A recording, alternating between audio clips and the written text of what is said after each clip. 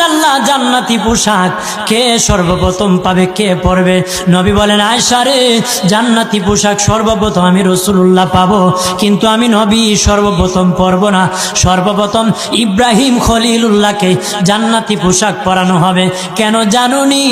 ইব্রাহিম নবীকে নমরুদের আগুনে যখন ফেলে দেওয়া হয়েছিল, দুনিয়ার সব ছেড়ে দিয়েছিল, বাড়ি ছেড়ে দিয়েছিল, সম্পদ ছেড়ে দিয়েছিল, মা বাবা ছেড়ে দিয়েছিল, এমনকি গায়ের জামাও যখন খুলে নেয়, ইব্রাহিম কয়েক কাপড় ছেড়ে দিতে পারি, আমার আসমানের মালিককে ছেড়ে দিতে পারি না। ওই দিন আল্লাহ ইব্রাহিমের সাথে অঙ্গীকার করেছিল, ইব্রাহিম আজকে তোমাকে সকলের সামনে উলঙ্গ করে লজ্জায় ফেলে দিয়েছি ইব্রাহিম, তারপরে তুমি আমাকে ছাড়ো নাই।